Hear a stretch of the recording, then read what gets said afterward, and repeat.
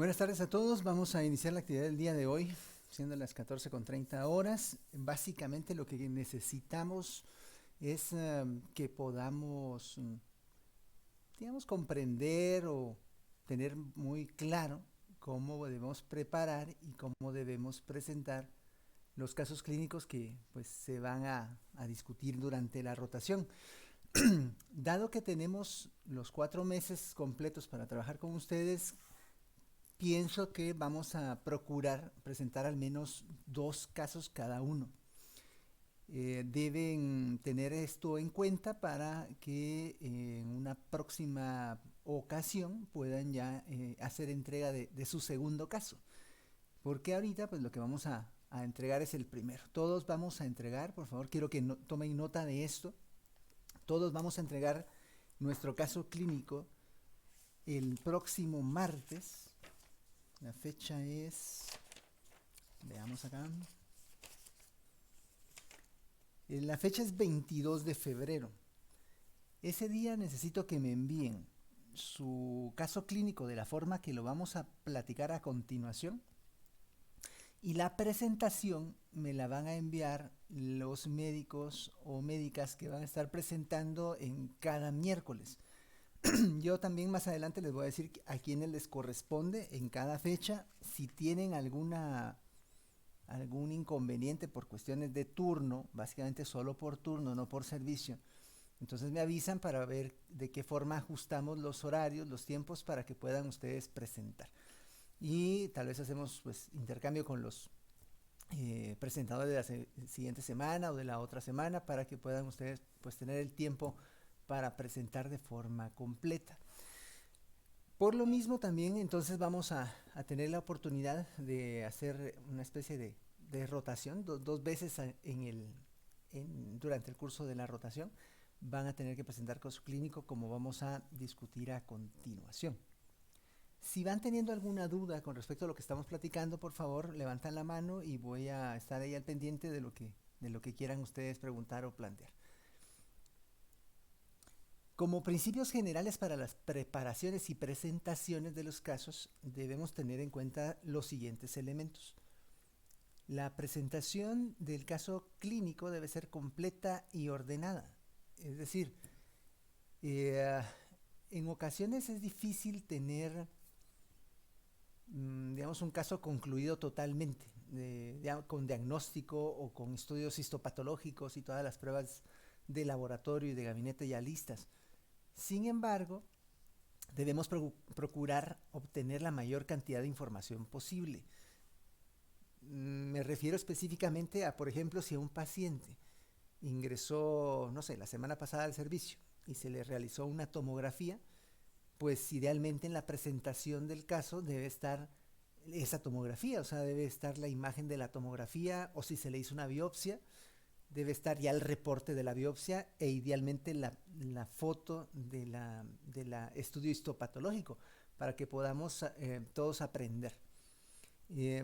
Desafortunadamente en ocasiones algunas personas presentan los casos y saben que se le hizo, no sé, un electrocardiograma o un cultivo, y el paciente incluso ya egresó, ya está en su casa, pero no saben qué pasó, o sea, cuál fue el resultado de ese estudio.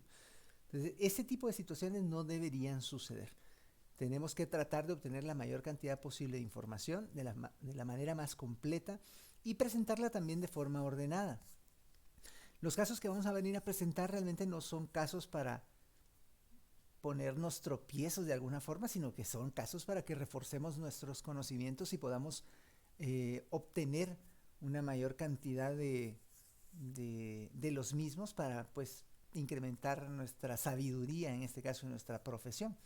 No de venirnos como a meter zancadilla ahí para que los demás no adivinen o no sepan el diagnóstico, no se trata de eso, sino que a través de un proceso ordenado de análisis y discusión de los casos podamos ir obteniendo la información necesaria, discutiendo los posibles diagnósticos diferenciales, cuál sería el manejo ideal de los pacientes y llegar a una conclusión con los pacientes. De esa forma es que quisiera que fuéramos trabajando. Así que, pues, si tenemos ese principio como una norma elemental, vamos a estar bien. debemos presentar los casos sin retraso. O sea, si mi fecha de presentación es el próximo miércoles, ese día debo presentar, sin excusa ni pretexto, ¿sí? Salvo que tengan turno. O sea, si alguien de los que voy a mencionar en el orden que voy a mencionar tiene turno ese día, me avisa con tiempo, por favor, para que podamos, como les comentaba, reajustar o reprogramar y que puedan presentar sin problema. Pero eso es la excepción, no debe ser la norma. La norma es presentar sin retraso, presentar el día que corresponde y presentar puntuales. Como ustedes se han podido dar cuenta, procuramos empezar de forma puntual todas las actividades porque pues, respetamos su tiempo y a la vez pues, respetamos nuestro tiempo. Entonces debe ser presentada sin retraso. Y toda la información que presenten debería reflejar de la mejor manera posible los conocimientos que ustedes han adquirido, que han fijado y que han logrado integrar a su sistema de pensamiento. No se trata de que reflejen lo que encontraron en una revisión, lo que está en el libro, o que hagamos copiar y pegar de algún párrafo de algún elemento diagnóstico, por ejemplo. No se trata de eso. De lo que se trata es de que ustedes hagan una especie de conjunción de todos esos conocimientos que han ido adquiriendo a través de los años de estudio y que a través de ese proceso puedan no solo analizar, sino sintetizar esa misma información y proponer los estudios diagnósticos, el abordaje terapéutico y qué debe suceder o qué debería suceder con los pacientes en el manejo de los casos. Toda la información debe ser bastante precisa y concisa, o sea, no deberíamos de presentar información redundante o si ya discutimos un resultado, volverlo a poner más adelante o volverlo a platicar. Toda la información que coloquemos en nuestra historia o en el caso que vamos a entregar y en la presentación también debe de orientarnos de la mejor manera posible, de la forma más concreta posible a esos conocimientos que deseamos no solo adquirir nosotros y fijar, sino que quisiéramos que nuestros compañeros y compañeras que están en la actividad puedan también obtener. Debería también la información ser pertinente o estar relacionada con el caso clínico. ¿Qué puede suceder? De hecho, ha sucedido que alguien, no sé, tiene un caso de un infarto, paciente con un infarto agudo del miocardio y termina hablando sobre el manejo de la hiperuricemia, por ejemplo. O sea, claro, alguna relación va a tener, pero no es lo que nos ocupa de forma más importante en ese momento. Sino que más bien deberíamos de enfocar nuestra energía a discutir cómo se diagnostica, cómo se maneja un paciente con un síndrome coronario o un dolor precordial para determinar si tiene o no isquemia coronaria, por ejemplo. O sea, tendríamos que tener toda la información pertinente con el caso. Y de forma ideal, yo sé que a veces cuesta, y la verdad que con la experiencia que tenemos de estos 2 años de pandemia y virtualidad, e incluso con la presencialidad, o sea, cuando teníamos la oportunidad de estar ahí viéndolos a ustedes directamente, la participación a veces cuesta. Es ideal, o sea, yo quisiera que aquí todos los que están presentes levanten la mano de repente, quieran opinar o quieran preguntar, si para eso estamos.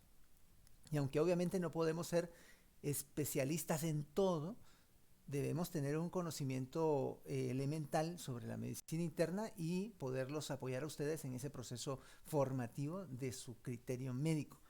Yo sí quisiera pues motivarlos a que pregunten, a que participen, a que no tengan miedo de levantar la mano y participar, por favor. De esto se trata estas actividades. Estas actividades son para ustedes, son esencialmente para ustedes. Si aquí, con un grupo pequeño de personas, nos da pena, nos da miedo, nos da vergüenza preguntar porque pues de repente puedan tener miedo a la crítica o algo, ya imagínense en un congreso, en una situación internacional donde hay cientos y miles de personas, pues de repente no nos animamos a preguntar y realmente nuestra duda es vital y de repente alguien más pregunta lo mismo y se lleva las palmas pues, porque era lo que nosotros queríamos preguntar y no nos animamos o queríamos comentar algo y no lo hicimos.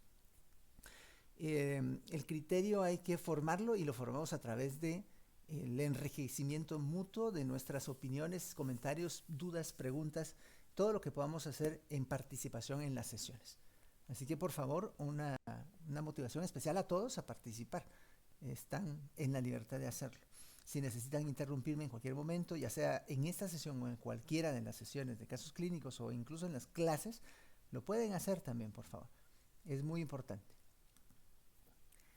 Hay dos grandes ramas de lo que vamos a evaluar en la ficha clínica que me van a entregar el próximo martes. Recuerden, apunten esa fecha. De todos modos, en el chat se los voy a volver a poner, pero el próximo martes, el martes de la próxima semana, tienen que entregarme ya su ficha clínica con las características que vamos a comentar a continuación.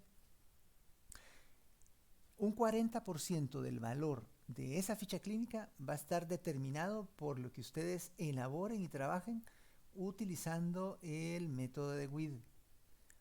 Yo creo que todos han estado en conocimiento, lo han revisado, han aprendido, les han enseñado, lo han leído, cómo es que se trabaja el método de WID.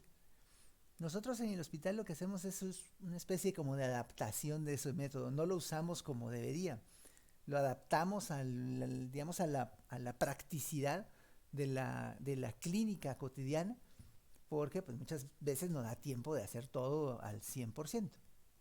Pero aún tomando eso en cuenta, estos elementos esenciales deben estar presentes en su ficha clínica.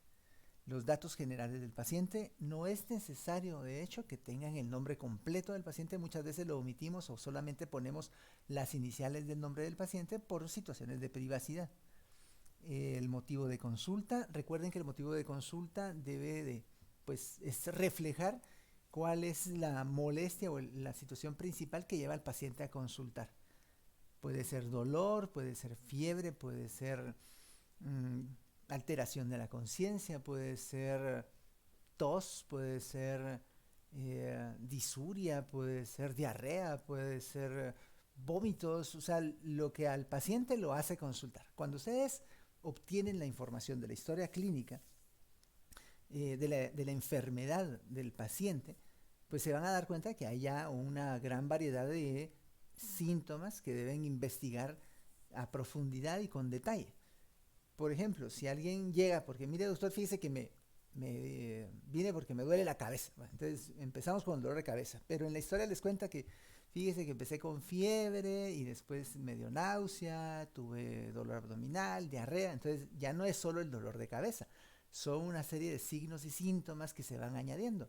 Y de cada uno de esos síntomas tengo que hacer un estudio semiológico lo más completo posible para que me permita ir como obteniendo los elementos necesarios para obtener un diagnóstico diferencial. Entonces, si el paciente tiene fiebre o tuvo fiebre, debo de determinar cuál es el patrón de esa fiebre, si se cuantificó o no con termómetro, hasta cuánto subió, si la fiebre es matutina, vespertina o nocturna, si se asocia a sudoraciones, si ha tenido además pérdida de peso.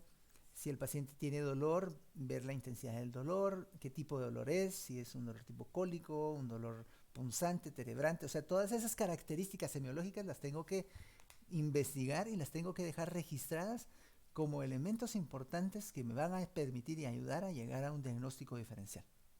Todo eso tiene que estar ahí reflejado en su ficha clínica. El problema generalmente, hasta donde vamos acá, es que muchas veces solo trasladan lo que el médico residente que ingresó al paciente al servicio anotó en su historia de ingreso. Pero recuerden que los ingresos no los hacemos en el encamamiento, o sea, no los elaboramos ahí.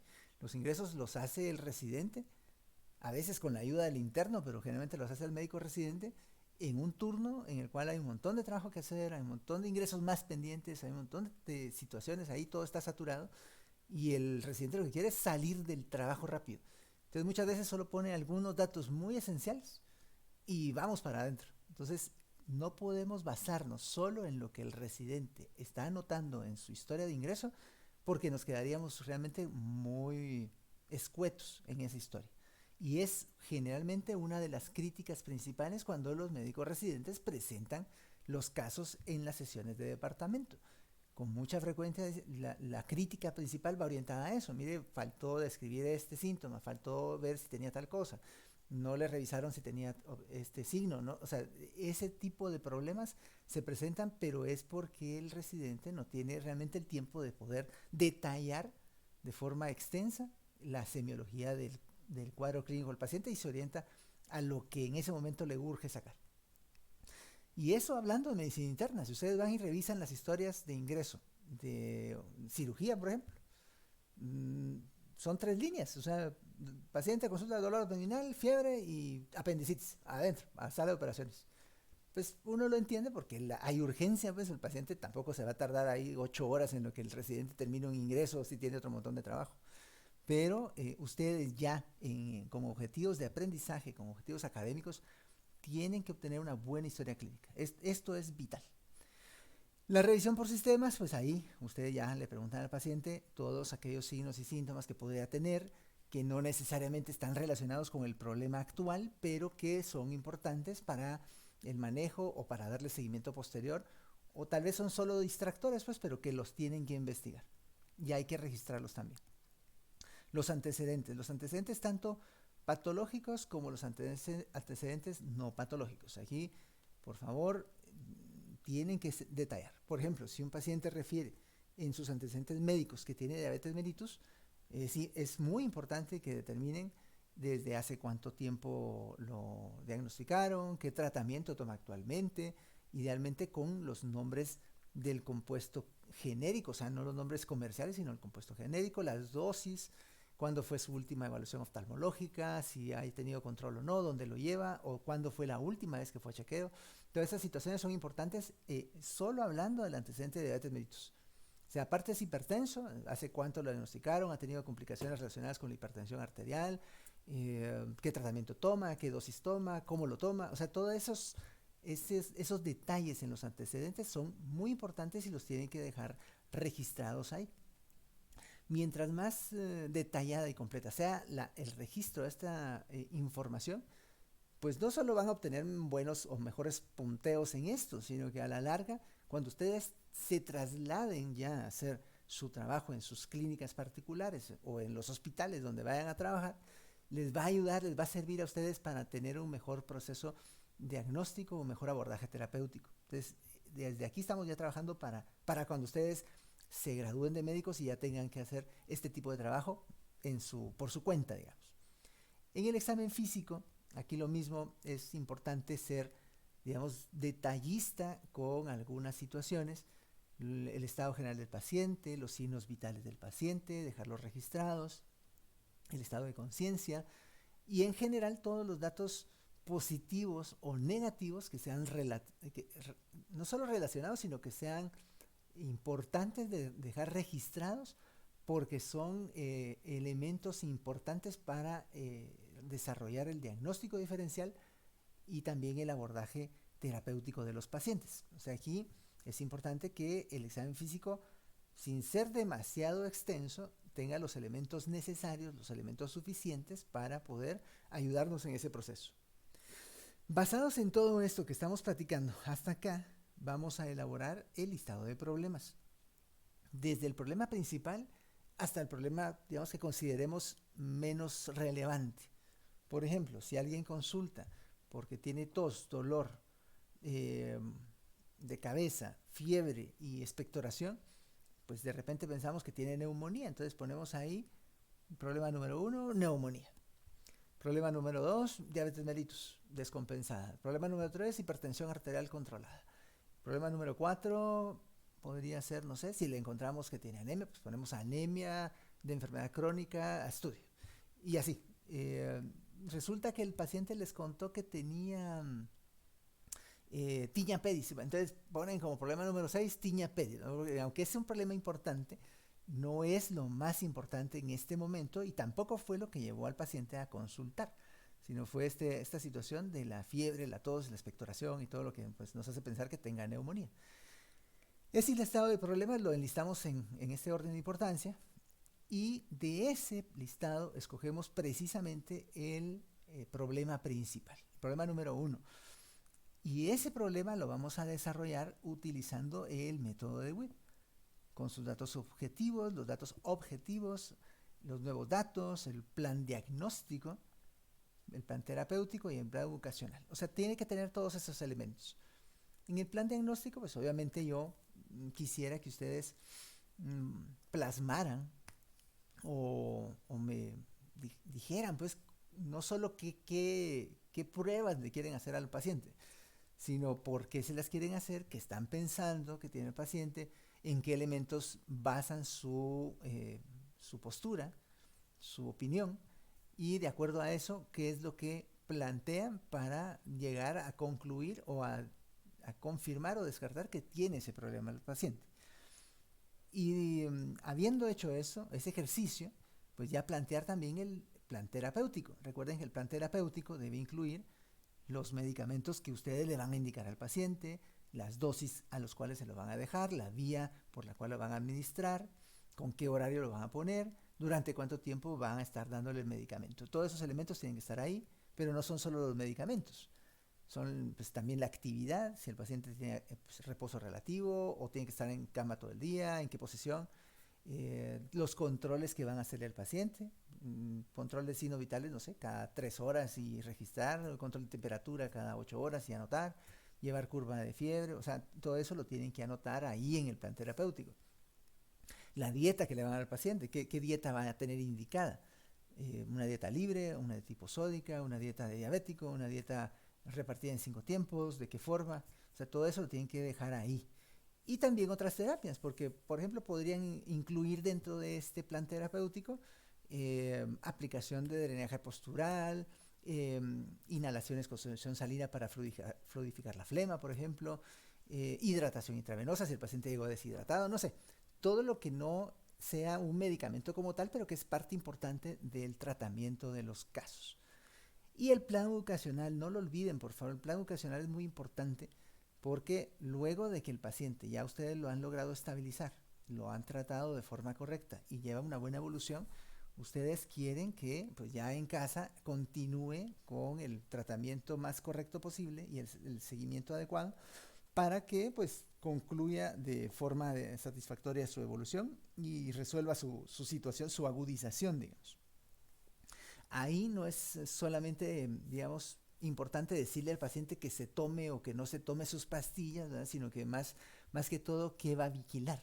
O sea, qué elementos debe estar pendientes, si tiene que vigilar si tiene fiebre o no otra vez, qué situaciones lo deben hacer reconsultar, qué efectos secundarios o adversos de los medicamentos debería de reportar. O sea, ¿cómo vamos a hacer ese manejo ya en lo ambulatorio para que el paciente mantenga siempre esa adecuada comunicación y relación con ustedes como médicos tratantes? Es muy importante esta sección de plan educacional. Todos estos elementos de la ficha clínica van a, digamos, producir o van a tener relación con un 40% de la nota total del caso. Y la otra parte, o sea, el otro 60% es lo que van a hacer cuando presenten el caso. Aquí, en la presentación, yo quisiera que se apeguen a este formato de presentación. Si ustedes cuentan, son 10 diapositivas las que necesito. A pesar de que les digo esto siempre en esta especie de inducción para presentación, cuando presentan, hay quienes me presentan hasta 20 o 30 diapositivas. Realmente no es que los vaya a cortar ahí, que dice, mire, doctor, doctora, no, usted presentó de más, entonces ya no. O sea, no se trata de eso, sino que lo que queremos es, con la información más concreta posible, promover la participación. Pero si, digamos, yo traigo aquí 20 diapositivas, 30 diapositivas, y por ejemplo, cuando me toca dar pláticas con ustedes o con un congreso o algo, y me piden una plática de, no sé, de 1 hora, yo llevo unas 30 diapositivas, o sea, porque con 30 diapositivas me alcanza para hablar esa hora. Si me piden una plática de media hora, tengo que acortar, o sea, lo más que llevo son unas 20 diapositivas, así exagerando. Porque si no, si llevo un montón de información, pues resulta que no solo me extiendo demasiado, sino de repente pierdo el foco, o sea, pierdo el punto que quiero transmitir. Cuando ustedes presenten su caso, digamos, cuando les toque a ustedes ser los presentadores, piensen en sus compañeros, o sea, piensen en el auditorio. Piensen que si ustedes estuvieran del otro lado, ¿qué les gustaría aprender o de qué forma les gustaría adquirir ese conocimiento? Entonces, procuremos transmitir mensajes importantes, procuremos no diluir demasiado la información, porque de hecho, como pues les estaba platicando, vamos a hacer 2 presentaciones por día y como tenemos tiempo suficiente, probablemente cada presentación nos va a llevar, pues no sé, yo pienso que va a ser unos 40 minutos, 45 minutos, porque durante la presentación yo lo que quisiera también es, pues ahorita la invitación que les hice a participar, pero también voy a promover que ustedes participen. Entonces los voy a interrumpir, voy a hacer algún comentario sobre los estudios diagnósticos, alguna pregunta sobre alguna prueba que haya que revisar, alguna intervención puntual que yo quiera pues hacer, pero también alguna, digamos, pregunta hacia alguno de los miembros del auditorio para que pues se motive a participar o saber cuál es su opinión y de esta forma pues hacer más productivas las sesiones. Entonces, sabiendo eso, yo quisiera que respeten este formato de 10 diapositivas. La diapositiva número 1 solo debe contener los datos generales y el motivo de consulta. Y ya, o sea, nada más. La diapositiva número 2 ya debe contener todo lo que es la historia de la enfermedad actual.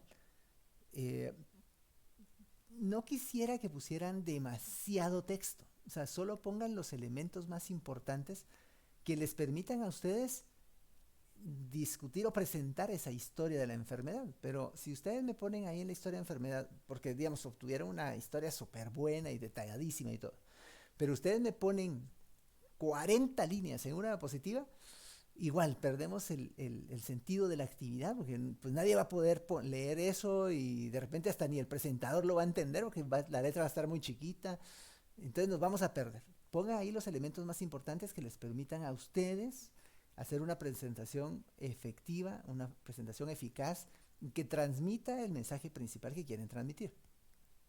La diapositiva número 3 son los antecedentes relevantes. Aquí, como les decía, si el paciente tiene diabetes, pues ponemos que es diabético, qué tipo de diabetes tiene, qué tratamiento ha tenido, o si no tiene tratamiento, cuándo fue su último control, lo vio oftalmología hace cuánto, no sé.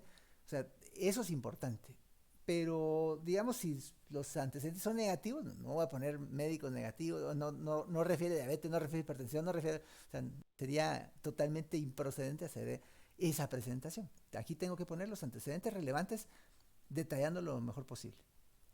La cuarta diapositiva deben colocar ahí el examen físico, tanto lo positivo como lo negativo relevante. Ahí signos vitales son muy importantes, el estado general del paciente, y ya se enfocan en los hallazgos, ya sea positivos o negativos, que tengan que ver o que tengan más relevancia con lo que están presentando.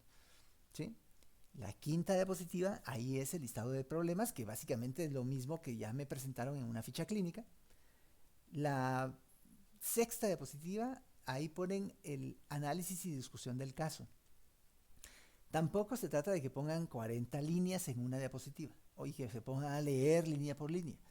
Se trata de que coloquen ahí los elementos principales. De repente puedan hacer un mapa conceptual, por ejemplo, o puedan hacer un diagrama de flujo, o puedan hacer pues como una, digamos, concatenación ahí de los elementos más importantes que les permitan a ustedes analizar el caso, discutir cuál debe ser el manejo diagnóstico y cuál debe ser el manejo terapéutico del paciente. En esa sexta diapositiva. Recuerden, no saturar de texto las diapositivas. La séptima diapositiva ya es en sí la propuesta de manejo que ustedes quieren hacer, o sea, cómo proponen que se maneje el caso, con medicamentos, con la dieta, con todo lo que dijimos, y la octava diapositiva son las conclusiones. En conclusiones, por ejemplo, aquí podríamos tener, bueno, los pacientes con diabetes son más propensos a tener infecciones pulmonares por las situaciones de alteración de la inmunidad, y es importante pues la inmunización. No sé, unas 3, 4 conclusiones que ustedes puedan obtener desde el punto de vista personal como conocimiento más importante o como mensajes más importantes para el auditorio. La novena diapositiva, la bibliografía, y en la décima diapositiva una muy, pero muy breve revisión del tema. O sea, pero también, o sea, no debe ser algo allí que saturen ustedes ahí la diapositiva de información y que no se pueda ni siquiera leer qué es lo que dice la diapositiva. Si ustedes presentan respetando este formato de 10 diapositivas y promueven esto, la participación, si se nota que se prepararon, que estudiaron, que conocieron a su paciente, que se lograron integrar con el paciente, que hicieron buena relación, su nota va a ser una nota buena. O sea, y de hecho les cuento, o sea, he tenido presentaciones excelentes. He puesto casi 100. No he puesto 100, pero sí he puesto casi 100. Notas de 95, 99. Algunas otras veces no han presentado, digamos, de la forma más adecuada posible. Tampoco han perdido, pues, pero el punto es que ustedes aquí tienen para ganarse sus puntotes así tranquilamente si se preparan de forma correcta y adecuada y si respetan esto. Si ustedes tienen alguna duda sobre su presentación y, por ejemplo, no les toca todavía, pero ya lo tienen listo, me lo pueden enviar con tiempo. Digamos que me toca presentar dentro de un mes, pero ya la otra semana ya tengo mi presentación lista. Entonces, me la pueden enviar.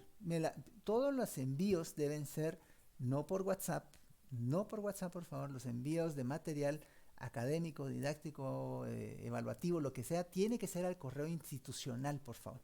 Entonces me lo mandan a mi correo institucional y me ponen ahí, mire doctor, pues me toca presentar X día, pero le adelanto la presentación por si quiere hacerme alguna corrección. Entonces yo ya lo reviso, les hago algunas sugerencias y pues ya lo cambian o lo mejoran y ya lo pueden presentar. Si no lo quieren hacer, está bien también. Si quieren llegar directamente ahí, como decimos, al hueso, ahí a presentar el día que les toca, pues magnífico, no hay problema. Y si está todo bien, pues igual van a tener sus punteos cabales. Pero si tienen dudas, por favor, pueden volver a revisar esta grabación porque estoy grabando esta situación. Lo pueden revisar, lo voy a subir más tarde al canal. Las veces que quieran, o si no entienden algo, pues igual me preguntan, yo les voy a apoyar en ese sentido. Estas son algunas recomendaciones muy elementales de cómo poder nosotros generar conocimiento. Aquí, la verdad, a la altura en la que estamos, pues prácticamente todos ustedes son adultos, saben qué es lo que quieren.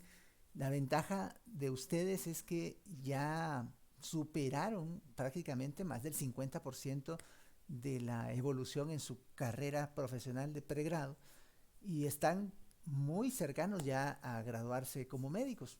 Yo desde que empecé a dar clases en el año 2003 a todos mis grupos de estudiantes, pues siempre los he tratado de doctor o doctora, o sea, ya no les digo, mira vos o mire usted, no, yo les hablo siempre con mucho respeto porque en un par de años prácticamente ya son colegas y se gradúan y van a formar parte del gremio médico. Entonces, ustedes como médicos deben ya pensar, como profesionales. Siempre les digo, cuando estábamos presenciales y cuando no, les digo a los grupos, ustedes prácticamente ya son médicos, son colegas. Lo único que tienen que decidir o definir en el tiempo que les falta y posterior es qué tipo de médico quieren ser, qué tipo de profesional quieren desarrollar.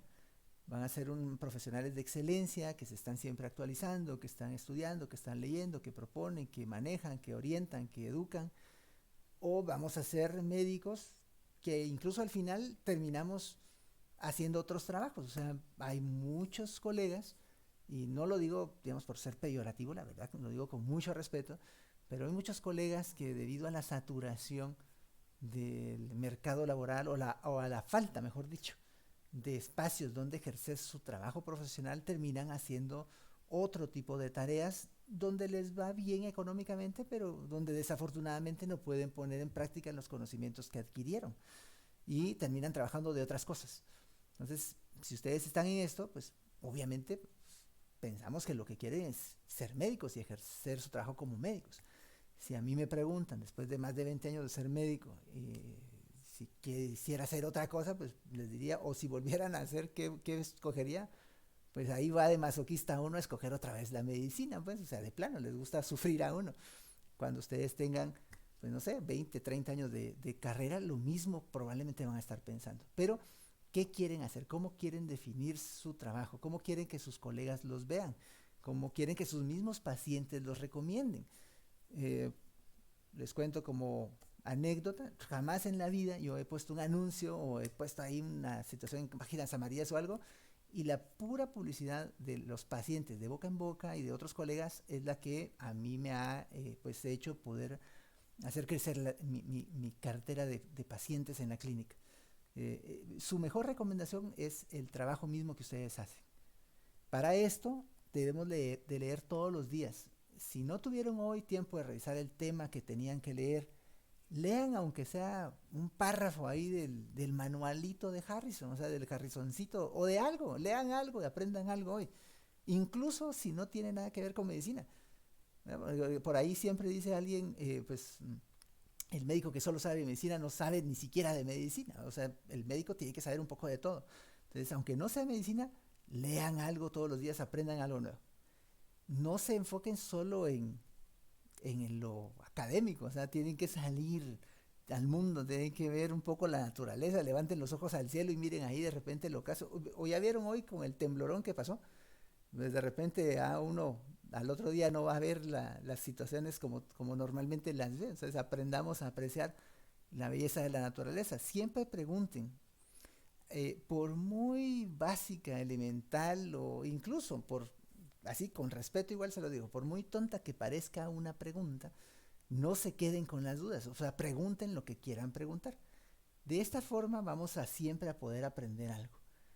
De alguna forma también debemos pensar, digamos, positivamente de que no debería de afectarnos lo que otras personas piensen de nosotros. Si vivimos pensando en que qué van a decir, qué van a pensar, si hago esta pregunta me van a criticar, van a decir, ay, qué menso soy, o sea, así nunca vamos a avanzar. No se preocupen de lo que los demás piensen de ustedes, preocúpense más de lo que ustedes mismos piensan de ustedes, o sea, cómo se van a definir ustedes mismos. Hagan siempre lo que les interese más. Ahorita el interés es aprender medicina interna, aunque no todos van a ser internistas, pues de plano eso es evidente. Que más me gustaría que todos mis grupos, todos quisieran ser internistas, pero pues no, o sea, algunos van a querer ser cirujanos, otros van a querer ser ortopedistas, otros van a ser pediatras, ginecólogos, oftalmólogos, lo que quieran. Pero en este momento su interés debe estar centrado en aprender medicina interna, lo básico de medicina interna, porque realmente es lo que después les va a servir el resto de su carrera para todo lo que hagan. Los procesos de pensamiento, el proceso de análisis crítico de los casos, el proceso de propuesta terapéutica, todo esto es ahorita cuando lo van a aprender.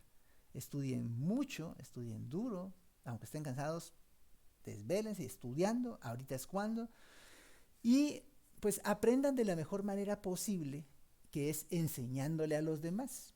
Por eso es que es importante estas actividades de los casos clínicos, en los cuales ustedes son los presentadores, y en el segundo bimestre las presentaciones que van a ustedes a tener que hacer al grupo de los temas académicos, porque precisamente es a través de ese proceso de enseñanza de ustedes hacia nosotros como ustedes mismos van a aprender mejor. Si ustedes son capaces de explicar con sus propias palabras un concepto X, un manejo Y, un diagnóstico Z, ustedes están reflejando de esa manera que entienden a profundidad cómo se hacen esos procesos diagnósticos terapéuticos y cómo van a poder ustedes transmitir ese conocimiento a otras personas. Se vale equivocarse, si para eso estamos aquí. O sea, no, ahorita ustedes tienen todo el derecho, toda la oportunidad de equivocarse en algún comentario, en alguna situación que hayan pensado que era de cierta forma y no lo era así. Pero es a través de los errores como vamos a aprender también. Y está bien no saber las cosas, o sea, no somos omnisapientes. Tenemos también ese derecho, esa oportunidad de no saberlo todo. No hay que pensar de esa forma. Habiendo dicho esto, vamos a pues dar por concluida la actividad del día de hoy y vamos a dejar un espacio para preguntas.